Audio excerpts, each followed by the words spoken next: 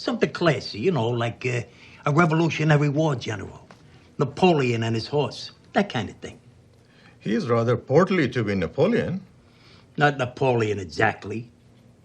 Like Napoleon. Why did Paulie Walnuts keep the painting of Tony and Pie-O-My? This is perhaps one of the biggest unsolved mysteries in the Sopranos universe. Right up there with the fate of the Russian dude who killed 16 Czechoslovakians and washed his balls with ice water. The interior decorator whose house looked like shit.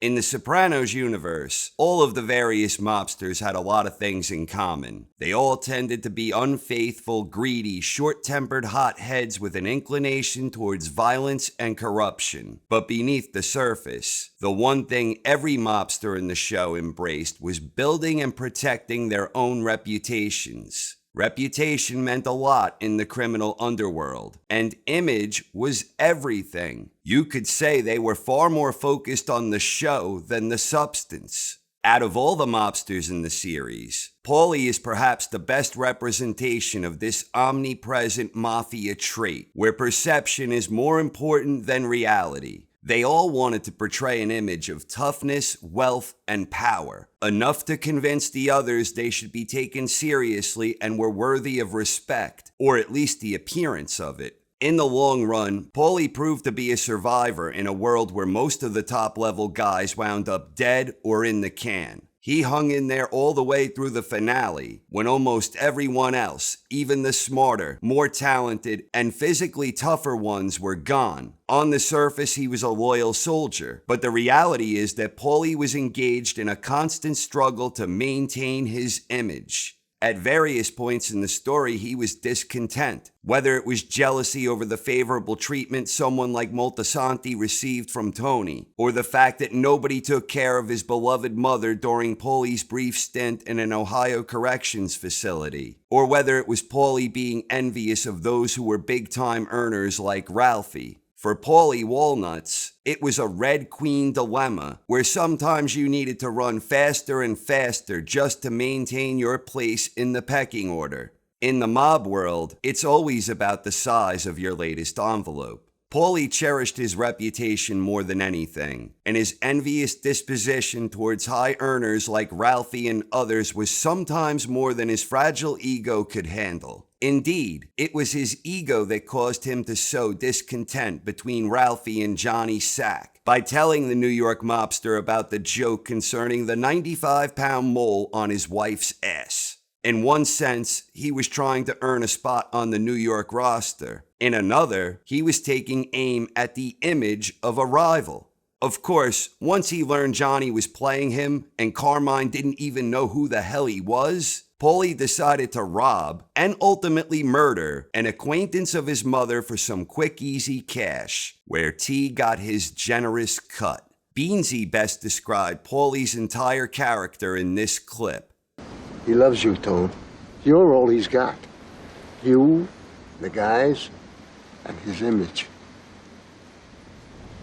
The entire story behind the Pie-O-My painting probably says more about Tony than it does about Paulie. Tony was the one who stole Ralphie's woman, and he also effectively stole his horse too. With regards to the horse, Tony assumed the benefits without any of the responsibility, at least up until the fateful night Pie-O-My became ill. That sequence perhaps represented the most magical moment for Tony in the entire series. Even more so than the moment with the ducks, because this was a moment Tony and Pie-O-My shared together along with a merry goat. Tony always had a soft spot for animals more than people. He attacked Moltisanti at his intervention after learning he got high and sat on a dog and killed it. Tony was far less generous when it came to people. He was thus much less eager to pounce on Valentina, not because he didn't want her, but out of fear of going where Ralph had been.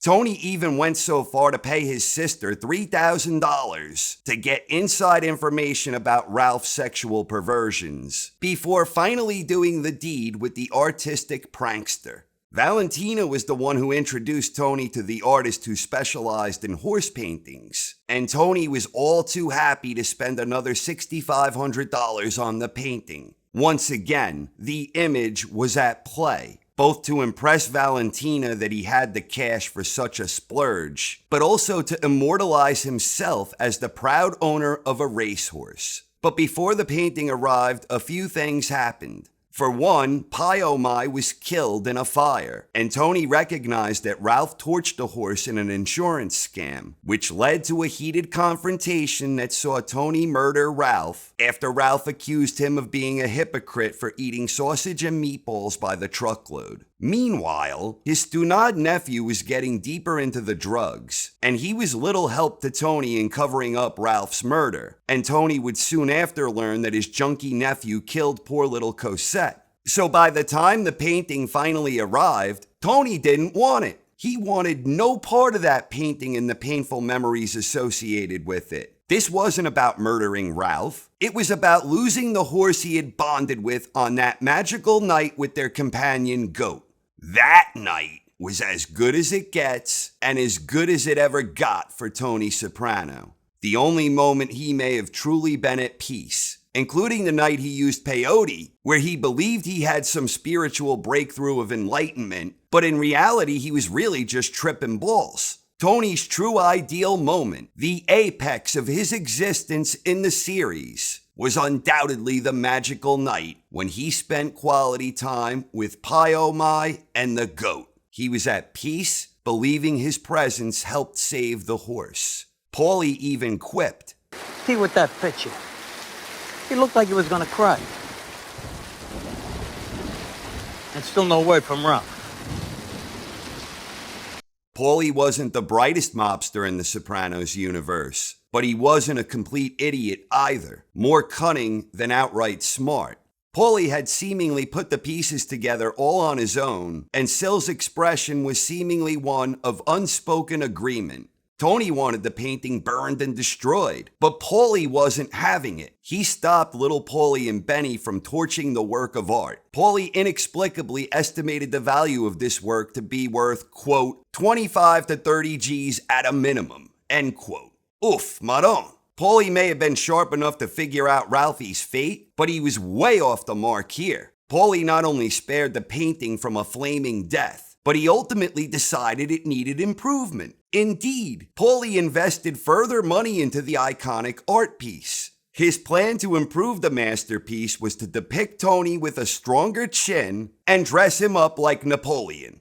So why did Paulie have the painting altered? And more importantly, why the hell did he keep the painting in the first place? For starters, Paulie may have honestly believed that the painting was worth 5 to 6 times more than it was actually worth. Or perhaps he was just throwing that figure out there as justification to Benny and little Paulie. But that is not why Paulie kept the painting. He had no intention of selling it, proudly placing it in a prominent place of honor inside his home on full display for any and all visitors to see. What must have been a year or more later, between the end of season 4 and the season 5 finale, Tony showed up unannounced at Paulie's house, and Tony is mighty perturbed over Paulie reportedly having beefs. Tony sees the refined painting, which makes him grow even more perturbed, complaining that he now looks like a lawn jockey. But he's even more upset over being reminded of Pie-O-My.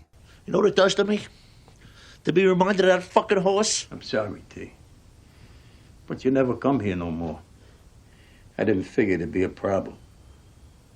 This is another clue that helps explain Paulie's reasoning behind not only keeping the delightful work of art, but also improving upon the initial masterpiece, much in the same way The Godfather Part 2 improved upon the original classic. Paulie proudly hung the painting in a place of honor inside his home, paying tribute to his leader. But he never expected Tony to actually see it, because Tony never visited him no more anyway. So Paulie's reasons for placing it where he did all circles back to what Beansy said in describing Paulie. Paulie wanted others to see it, because symbolically for Paulie, hanging that tribute to Tony inside his home helped create the illusion that him and Tony were still close and tight, when in reality, they no longer really were. This was Paulie overcompensating for the fact that with each passing year, Paulie struggled more and more to maintain his place in the pecking order. Paulie was an aging mobster who didn't have a family of his own beyond his beloved mother, whom he later learned was actually his aunt. So he had no family of his own, and as he aged, he had a harder time earning. He had more difficulty maintaining his image, and he knew his best days as a mobster were behind him because he could no longer produce the type of envelope that commanded respect and power. Beansy nailed it. And it's worth repeating in the context of the incredibly breathtaking Pie-O-My painting.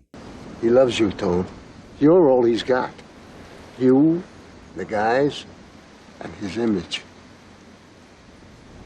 For Paulie Walnuts, that painting represented a way to embrace the glory days of his former star power as a varsity athlete inside Tony's inner circle. It represented an earlier time where Paulie was a good earner. Paulie was a tough and respected wise guy. And Paulie had the approval and admiration of his boss and all of their made peers in the mafia. For Paulie Walnuts, that painting of Pie-O-My represented the good old days, back when he was in his prime, something he desperately wanted to maintain, even as his ambition and desire dwindled. It is a testament to how far the Jersey mob had fallen at the end of the series, that Paulie is the only original one left, even despite his decline.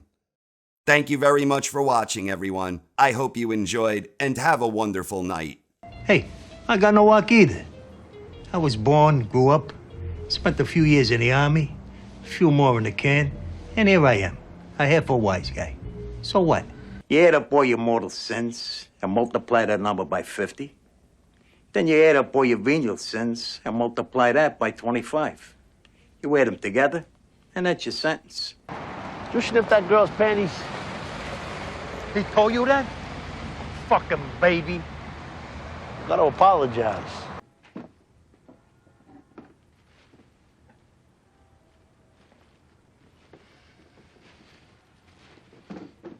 Motherfucker. Hey, I'm not apologizing. You out of line. He's gonna marry the girl, for Christ's sakes. As of the wedding day, anything that touches a pussy is off limits. Put it down on docking station.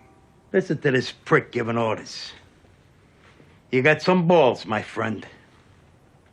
Whoops. Paulie. Вы что думаете, что мне холодно? No. Вам холодно, а мне нет. Fuck up. How far is it to Atlantic City?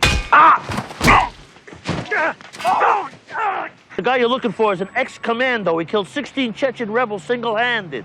Get the fuck out of here. Yeah, nice, huh? He was with the Interior Ministry. You're not gonna believe this. He killed 16 Czechoslovakians.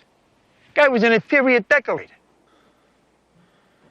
His house looked like shit. What now? What now? Chrissy's head is bleeding and I'm freezing at that. That's what's fucking now. Hey, take it easy. I'm too taking it easy. We're fucking starving out here. Your door was open. I bought you something from my ma. What are you doing in my house? Take it easy. I didn't know you were home. Your car was gone. That's why dinosaurs don't exist no more. Wasn't it a meteor? They're all meat eaters. Meteor. Take it easy. And it comes framed. Exactly as you see that one. 6,500. I got a deal. $3,000. How'd you come up with that figure? It's a number that I thought you'd say yes to. You thought right.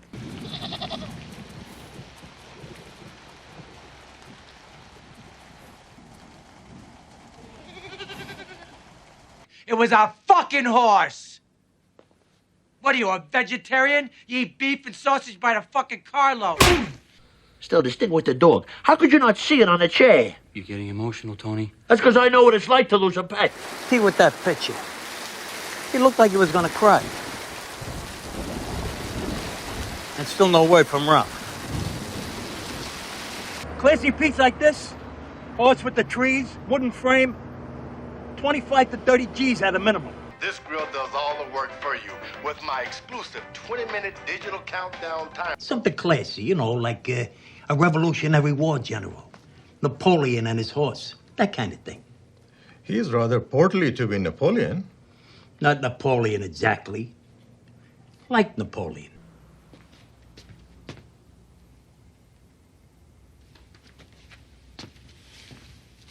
You know what it does to me? To be reminded of that fucking horse? I'm sorry, T. But you never come here no more. I didn't figure it'd be a problem. Something that catches more of what you're really all about. A goddamn lawn jockey? That's not a lawn jockey. That's a general. He loves you, Toad. You're all he's got. You, the guys, and his image. The fuck?